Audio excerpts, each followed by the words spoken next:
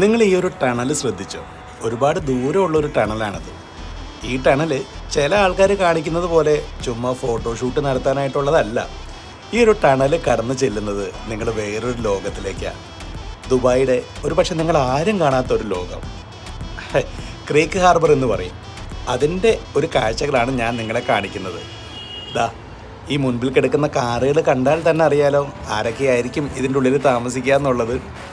Yes, ആ കാര്യത്തിൽ ഒരു സംശയവും വേണ്ട. മാത്രമല്ല ഇവിടെ താമസിക്കുന്ന ആളുകൾക്ക് ഏത് നിമിഷവും ഫുഡ് സെർവ് ചെയ്യാനായിട്ടുള്ള ആൾക്കാരും ഇവിടെ റെഡിയാണ്. ഈ 3 നില കടന്നു കഴിഞ്ഞാലാണ് നമ്മൾ എത്തുക ഇതിൻ്റെ പ്രധാന ലോബിയിലേക്ക്. ആ ലോബിയിൽ എത്തുമ്പോൾ കാണുന്നൊരു കാഴ്ചയുണ്ട്, കണ്ടോ?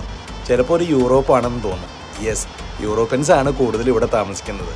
അതിൻ്റെ ഭംഗി നിങ്ങളൊന്ന് കണ്ട് ആസ്വദിച്ച് നോക്ക് എങ്ങനെയുണ്ട് എന്ന്. ഇതൊരു ലോകം തന്നെ.